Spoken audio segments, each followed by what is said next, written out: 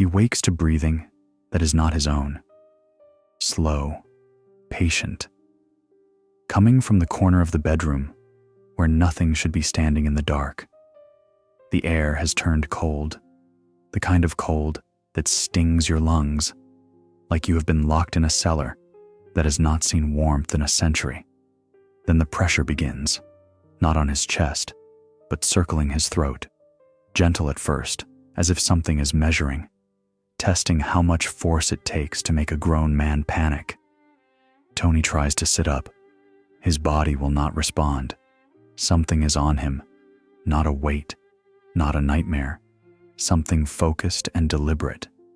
He manages one breath, then another, and in the pale light bleeding through the curtains, he watches red lines form across his stomach, appearing one by one, slow and precise, as if they are being written into his skin by an invisible hand. In the next room, his wife sleeps peacefully. Their baby never stirs. Only he is being touched.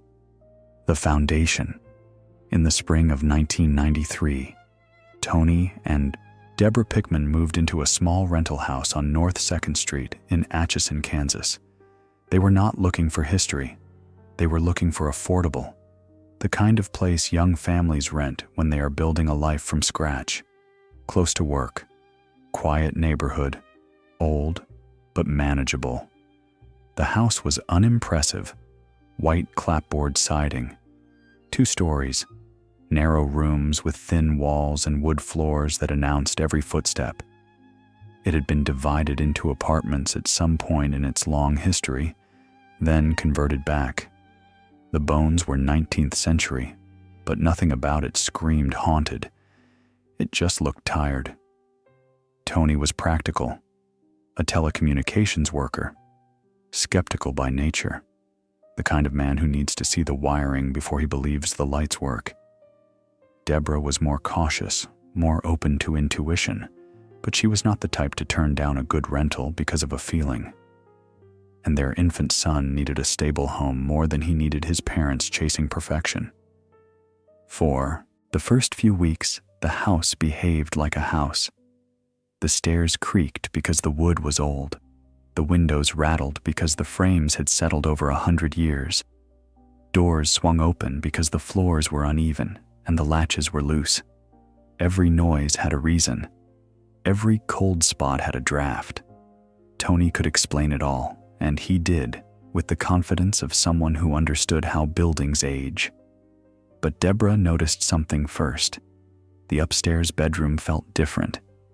Not dramatically, just slightly off, the way a room feels when you sense someone has been inside it while you were gone. She would walk in to put laundry away and pause, scanning the corners, feeling observed. Not threatened, just watched. She mentioned it to Tony once, casually, and he checked the window locks, checked the closet, found nothing. Then the baby started refusing to sleep in that room. He would cry the moment they laid him in the crib, a deep, distressed wail that did not stop until they brought him downstairs or into their bed. They tried everything, different blankets, white noise, rocking him until he was limp with exhaustion. The moment he crossed the threshold into that upstairs bedroom, he screamed. So they moved the crib into the smaller room across the hall, the one that had probably been a nursery originally, and he slept fine. Debra found that unnerving. Tony found it frustrating. Babies are irrational, he said. They outgrow these phases, but the house had preferences, even then. The door to the upstairs bedroom began to behave strangely. It would be open when they remembered closing it, closed when they were certain it had been left ajar. More than once, Debra walked past and felt a coldness radiating from the gap beneath the door, as if the room had its own climate. She started avoiding it. Not consciously at first, just finding reasons to store things elsewhere. To sleep on the couch if Tony worked late. Small evasions that felt reasonable at the time. Tony did not. Avoid it. Tony slept there, and that is when the house chose him. It started with the sensation of being watched, specifically him. Debra might be in the room and feel nothing, but the moment Tony entered, the temperature dropped. Not everywhere, just around him. A column of cold air that followed him from the bed to the closet. He would turn quickly, expecting to see a window open, a vent blowing, something rational. Nothing. Just the room, still and waiting. Then he began waking in the night to the sound of breathing. Not his own, not Debra's soft rhythm beside him. Something slower, heavier, deliberate. It came from the corner near the closet, where the shadows pooled thickest. He would lie frozen, listening, trying to convince himself it was the wind in the eaves, or the house settling, or his own pulse pounding in his ears. But the breathing had texture, it had presence, and it was close. One night in late June, he woke to pressure, not on his chest, though that came later, around his throat. A light, exploratory pressure, like fingers testing the skin. He tried to sit up, and his body would not obey. His arms were leaden, his legs useless. He could move his eyes, and he did, scanning the dark room for the source.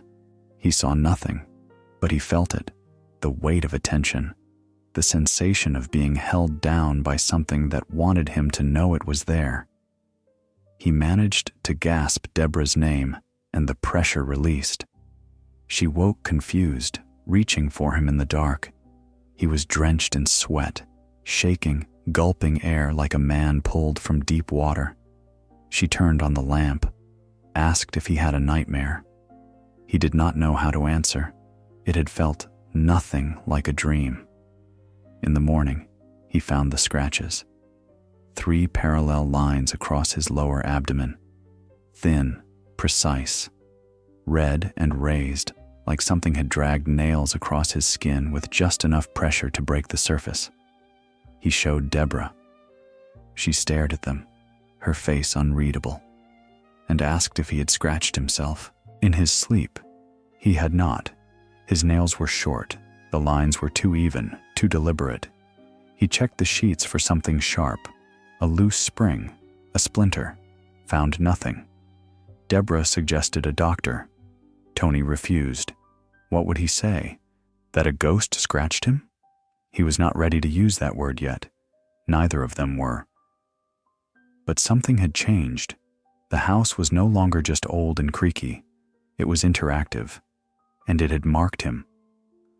Over the next 2 weeks, Tony found new scratches 4 more times, always after sleeping in the upstairs bedroom, always on his torso or arms, never on Debra, never near the baby's room. The wounds were shallow but unmistakable, appearing in sets of 3 or 4, as if something with small hands was testing its strength. Debra began to sleep with the lights on. Tony began to dread nightfall. The locals in Atchison had a name for what lived in that house. They called her Sallie, a little girl, they said, who died in that very building sometime in the late 1800s. The story went that a traveling doctor had tried to perform an emergency appendectomy on the child without proper anesthesia, and she had died screaming on the kitchen table, her small body racked with agony and terror. Her spirit, they claimed, never left. It was the kind of story small towns repeat until it hardens into fact. Debra heard it from a neighbor. Tony heard it from a co-worker. Neither of them wanted to believe in a dead child haunting their rental. But the name stuck because it gave shape to something they could not otherwise explain. Sallie, a victim, a little girl in pain. The story was sad, almost sympathetic. It made the haunting feel tragic rather than malicious. But Tony could not reconcile that image with what was happening to him. Victims do not hunt. Children do not wait in the dark, breathing steadily, measuring the pressure needed to choke. If Sallie was a child, she was learning to hurt, and she was learning fast. The pattern emerges by August of 1993. The Pickman household had developed a routine built entirely around fear. Tony no longer slept in the upstairs bedroom. He tried the couch, the floor of the nursery, even the basement on particularly bad nights. It did not matter. The activity followed him. Debra would wake to hear him gasping in the dark, clawing at his throat, convinced something was choking him. She would turn on every light in the house and find him covered in new marks, scratches, bruises. Once, a burn on his shoulder blade, circular and precise, as if someone had pressed a hot coin into his skin. There was never a source, no stove left on, no candles, no electrical malfunction. Just the wound, appearing between the moment he closed his eyes and the moment he woke. Debra kept a journal, dates, times, locations, descriptions. She documented every incident with the grim efficiency of someone building a case she did not want to believe. July 23rd, 3 scratches on his ribs. August 2nd, bruising on his left forearm, 4 distinct finger marks. August 9th, burn on shoulder, circular, diameter roughly 1 inch. No source identified. The pattern was undeniable. Tony was being targeted, systematically, repeatedly, while Debra and their son remained untouched. The asymmetry was the most terrifying part. If the house was simply haunted, if it was just residual energy or atmospheric disturbance, it should have affected everyone equally. But this was selective, intentional. It singled Tony out with the precision of something that understood hierarchy, vulnerability, and punishment. Debra began to fear for her husband's sanity as much as his safety. He stopped sleeping more than an hour at a time, lost weight, became hyper-vigilant, flinching at shadows, checking corners obsessively. She would find him sitting in the kitchen at 3 a.m, every light blazing, drinking coffee, and staring at the doorway to the stairs, as if expecting something to descend. He told her he could feel it watching him, not all the time, but often enough. A gaze that had weight, that pressed against the back of his neck when he climbed the stairs or crossed the upstairs hallway. He started taking the steps 2 at a time, refusing to linger. The staircase became a focal point, narrow, steep, enclosed on both sides by old plaster walls that seemed to lean inward. Multiple times, Tony felt pressure at his back while climbing, as if something was directly behind him, close enough to touch. He would spin around. Nothing. Just the empty stairs and the cold air that seemed to pool there even in summer. Once, he felt hands, not a vague sensation. Distinct pressure, palms flat against his shoulder blades. A shove, sudden and forceful, that sent him stumbling forward. He caught himself on the railing, heart hammering, and turned to confront whoever had pushed him. The staircase was empty, but his shoulders ached where the hands had been, and when Debra examined him later, she found red marks, handprints, small ones, child-sized. That was the moment Tony began to understand what he was dealing with. This was not a frightened spirit seeking comfort. This was something aggressive, something that wanted him to know it could hurt him, that it could push him down the stairs, that it could burn him, scratch him, choke him in his sleep, and it was choosing to do these things. Debra contacted a local paranormal investigation group in September. She did not tell Tony at first, afraid he would refuse. But she was watching her husband unravel, and she needed answers. The investigators arrived on a Saturday afternoon, polite and professional, carrying equipment Tony did not understand. Electromagnetic field detectors, thermal cameras, voice recorders. They spent 6 hours in the house. The lead investigator, a woman named Barbara, had been studying hauntings in the Atchison area for over a decade. She knew the Sallie House story, knew the legends, the claims, the history. But she approached the investigation skeptically, looking for drafts, wiring issues, environmental explanations. She found none. What she did find was a concentration of electromagnetic anomalies in the upstairs bedroom and along the staircase. Temperature drops of 15 to 20 degrees in localized areas with no ventilation source. And on the voice recorder, during a session when the house was completely silent and empty except for the equipment, a child's voice, faint, breathy, speaking a single word, out. Barbara played the recording for Tony and Debra. They listened 3 times. There was no mistaking it. A small voice, thin and insistent, telling them to leave. Debra felt her skin crawl. Tony felt something else. Anger. This thing, whatever it was, had been tormenting him for months, and now it had the audacity to demand they leave. He refused. This was their home, their lease, their son's stability. He was not going to be driven out by a dead child with boundary issues. Barbara warned him that defiance often escalates activity, that entities, particularly aggressive ones, interpret resistance as permission to increase intensity. Tony did not care. He had already been scratched, burned, choked, and shoved. How much worse could it get? He found out 3 days later. The fire started in the upstairs bedroom. Tony was at work. Debra was downstairs with the baby when she smelled smoke. She ran upstairs and found flames crawling up the curtains, spreading across the old wallpaper with terrifying speed. She grabbed the extinguisher from the kitchen, doused the fire, called 911, and stood in the charred room trying to understand what had happened. There were no candles, no space heaters, no electrical devices plugged in. The fire inspector found no clear ignition source. The wiring was old but intact. There was no evidence of arson, no logical explanation. Debra knew what had started it. The same thing that scratched her husband. The same thing that shoved him on the stairs. The house was done playing. It wanted them gone, and it was willing to burn them out. Tony came home to find Debra packing. She told him they were leaving. That night. No arguments.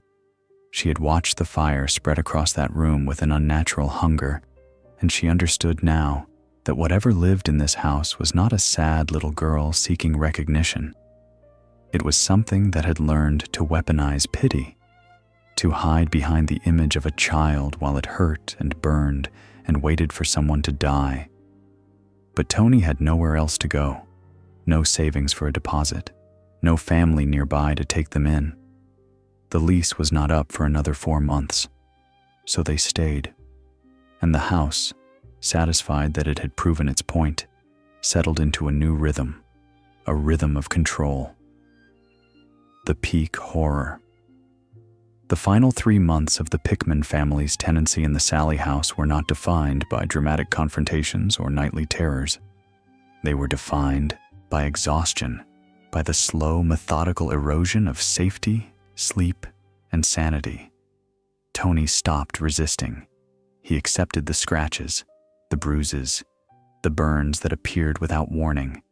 He learned to recognize the warning signs, the sudden drop in temperature, the sensation of being watched, the thickening of the air that meant something was close.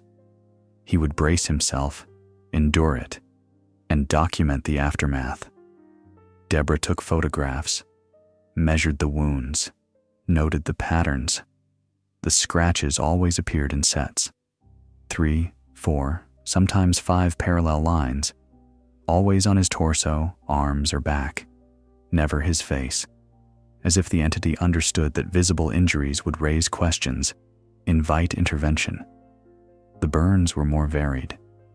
Some circular, like brand marks, others linear, like something hot had been dragged across his skin. They never became infected, which Tony found almost more disturbing than the wounds themselves, as if whatever was doing this understood biology well enough to avoid causing sepsis. The physical attacks escalated in frequency but not randomness. They followed a pattern. The entity was more active at night, more aggressive when Tony was alone, more focused when he showed fear. It was learning him, studying his reactions, refining its methods, and it was getting stronger. In October, Tony woke to find himself being dragged, not metaphorically, physically pulled across the bed by his ankle, his body sliding across the sheets toward the edge. He kicked, thrashed, grabbed the headboard, and felt the grip tighten. It felt like a hand, small, cold, impossibly strong. He shouted for Debra, and the pressure released. He lay gasping, staring at his ankle. Red marks, 4 on one side, 1 on the other. A handprint. Debra saw it and started crying, not from fear, from helplessness. She was watching her husband be assaulted nightly by something she could not fight, could not reason with, could not protect him from. And the worst part was the specificity. The thing only wanted Tony. It ignored her, ignored their son, as if it had assessed the household and decided that hurting the father was the most efficient way to destroy the family. They researched the Sallie legend obsessively. The story, as it was told in Atchison, went like this. In the late 1800s, the house had served as a residence for a local doctor. A young girl, approximately 6 years old, had been brought to him in the night with severe abdominal pain. The doctor, perhaps drunk, perhaps simply incompetent, had diagnosed appendicitis and decided to operate immediately, but he had no anesthesia. Or he had anesthesia and chose not to use it, or he used it incorrectly. The details varied depending on who told the story. What remained consistent was the outcome. The child died on the kitchen table, screaming, while adults held her down. Her last moments were agony and betrayal, and her spirit, consumed by pain and rage, never left the building. It was a horrible story, sympathetic, the kind of tragedy that explained a haunting in human terms, a child in pain, lashing out. But Tony could not reconcile that narrative with his experience. Children in pain do not strategize. They do not wait for vulnerability. They do not escalate with the patience of something that has studied human suffering for over a century. The thing in the house was not a confused, wounded child. It was something that had learned to perform childhood, to use it as camouflage. Barbara, the paranormal investigator, returned in November with a theory. She had seen cases like this before, entities that presented as children but behaved with adult malice. She believed that Sallie, or whatever called itself Sallie, was likely not a child at all. That the name, the story, the image of a little girl in a white dress was a deliberate construction, a lure. People do not fear children, Barbara explained, sitting in the Pickmans' living room with her notes spread across the coffee table. They pity them. They want to help, and that lowers their defenses. If this entity presented as what it truly was, a malevolent force, you would have left immediately. But because you think it is a suffering child, you hesitate. You try to understand. You give it time to hurt you. Tony asked what she thought it truly was. Barbara did not use the word demon. She used the term inhuman entity, something that had never been alive, that mimicked human form to interact with the living, but had no human motivation, no human morality. It fed on fear, pain, disruption, and it had found in Tony a perfect target, an adult male, protective of his family, unwilling to abandon his home, someone who would endure rather than flee. She offered to perform a cleansing. Tony agreed. The cleansing took place on November 18th, Barbara brought 2 other investigators and a local priest who specialized in blessings for distressed spaces. They burned sage, blessed doorways, recited prayers in Latin, commanded the entity to leave in the name of various spiritual authorities. The house responded. During the ritual, the temperature in the upstairs bedroom plummeted. The priest's holy water bottle shattered in his hand, cutting his palm. Barbara's voice recorder captured what sounded like a child laughing, high and mocking, and Tony, standing in the hallway, felt hands on his chest, shoving him backward, hard. He stumbled into the wall, the impact knocking the breath from his lungs. The investigators rushed to him, found him gasping, staring at his chest. Red marks were forming, not scratches. Letters, crude, uneven, but unmistakable. 3 letters, burned into his skin above his heart. G-E-T, get out. The priest left immediately, apologized, but refused to continue. Said the entity was too strong, too focused, and that his presence was only enraging it further. Barbara stayed longer, documenting the marks, trying to reassure Tony and Debra. But her hands shook as she packed her equipment. "I have never seen this level of aggression," she admitted. "Whatever this is, it does not want help. It does not want peace. It wants control. And I think you need to seriously consider leaving." Debra had been saying the same thing for weeks, but hearing it from an experienced investigator broke something in Tony.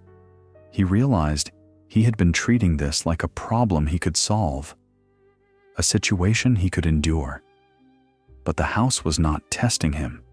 It was breaking him, and it would not stop until he was gone, or worse. They gave notice the next day. The landlord was understanding, had heard the stories, had rented the house to other families who left abruptly. He did not ask for details, just processed the early termination and wished them well. The Pickmans moved out on December 5th, 1993. They left furniture, dishes, things they did not want to carry with them. Debra refused to spend another night packing. Tony loaded their son, their essential belongings, and drove away from North 2nd Street without looking back. As they turned the corner, Debra glanced at the upstairs window. She would later swear she saw a small figure standing there, pale, watching, smiling. The legacy and unresolved terror. The Sallie House still stands. Over 30 years have passed since the Pickman family fled, and the small white clapboard building on North 2nd Street in Atchison, Kansas remains a rental property. But it is no longer advertised for families. It is advertised for investigators, for paranormal enthusiasts, for people who want to spend the night in a place where something waits in the dark. The current owners embrace the legend. They rent the house by the night to ghost hunters, documentary crews, thrill seekers willing to pay for proximity to the unknown, and those guests, almost uniformly, report the same phenomena the Pickmans described: cold spots in the upstairs bedroom, pressure on the staircase, the sensation of being watched, and scratches, always scratches, appearing on adult men while women and children remain untouched. In 2006, a paranormal investigation team spent 3 nights in the house. Their lead investigator, a man named David, documented over 40 distinct scratch marks across his arms, chest, and back. He captured thermal footage showing a small handprint appearing on his shoulder in real time, the heat signature forming finger by finger. He recorded audio of a child's voice saying his name, whispering it over and over. He left on the 2nd night, abandoning thousands of dollars worth of equipment. When asked why, he said simply, "It knows you. It learns your name, your patterns, your fears, and it does not stop." In 2012, a documentary crew interviewed former tenants who had lived in the house between 1995 and 2003. 4 different families. Each had left within months. Each described the same targeting of adult males. The same scratches, the same burns, the same sensation of being hunted inside their own home. One tenant, a man named Robert, described waking to find his bedroom door barricaded from the outside. He was trapped. He shouted for his wife, who was sleeping downstairs, and heard her running up the stairs. But she could not open the door. Something was holding it shut. She pulled with all her strength, while Robert threw his weight against it from the inside. And finally, suddenly, the resistance vanished. The door flew open. Robert stumbled into the hallway. His wife caught him, and they both stared at the door. There was no lock, no furniture blocking it, no rational explanation, just the house, demonstrating control. The Sallie House legend has become a pillar of Atchison's tourism. The town embraces its haunted history, offers ghost tours, sells merchandise. The house itself has been featured in dozens of paranormal television programs, each one documenting the same phenomena, each one leaving with footage of unexplained scratches, burns, voices, shadows.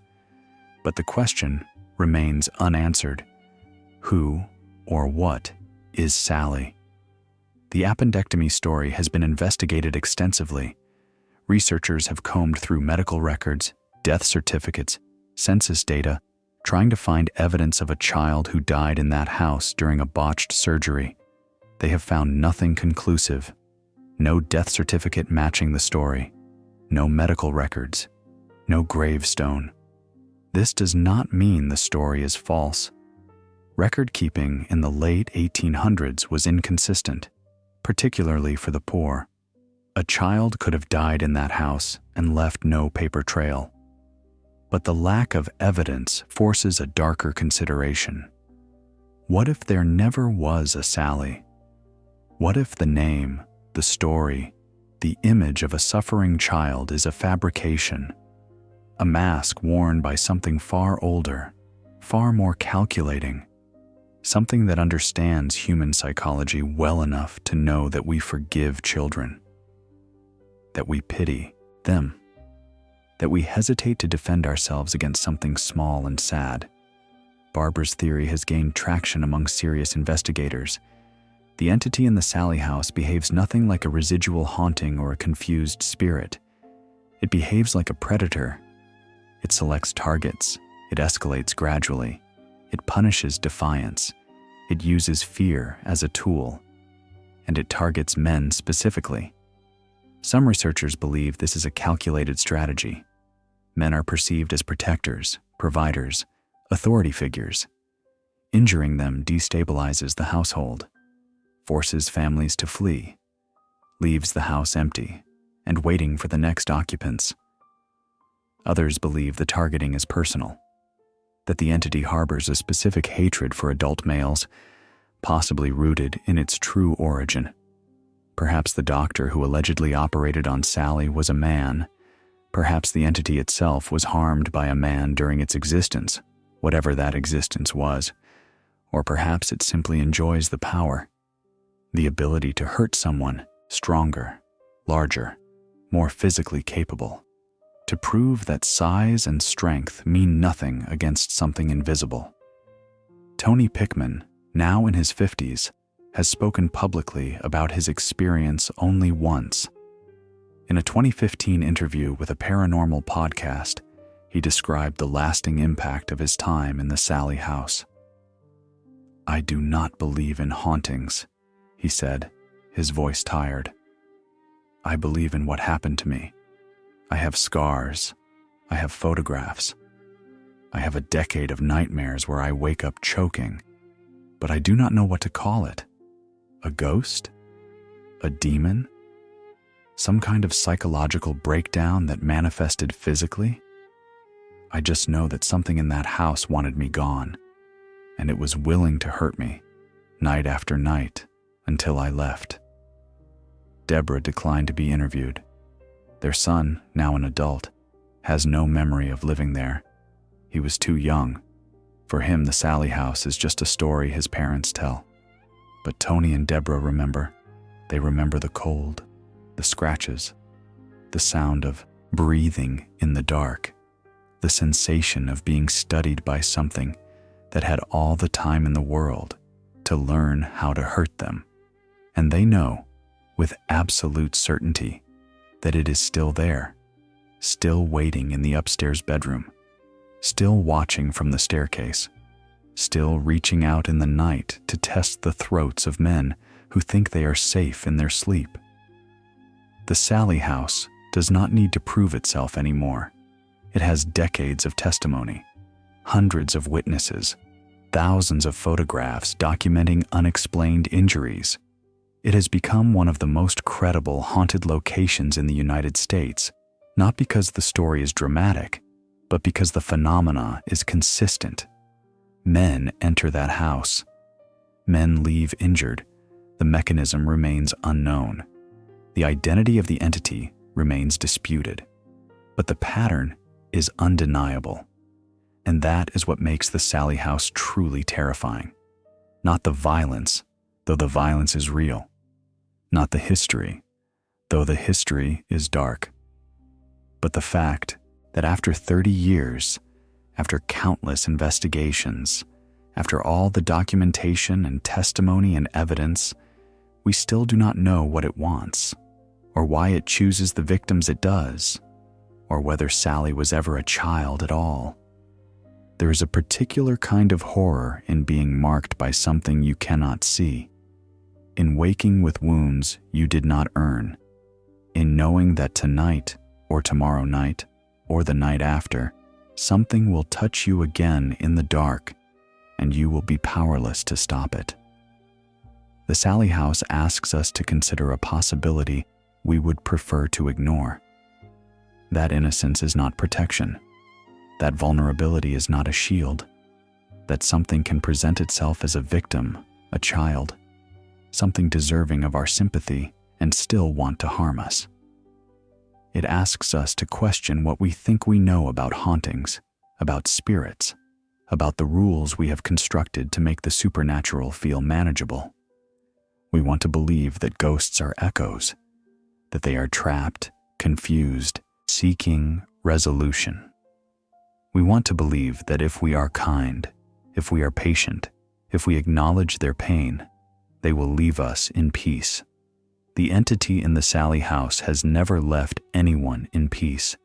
It has marked men for 30 years, scratched them, burned them, choked them in their sleep. It has watched families flee and waited for the next. It has defied cleansings, prayers, rituals, and commands.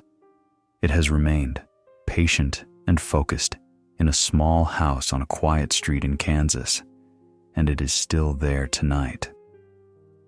The upstairs bedroom is empty. The staircase is dark.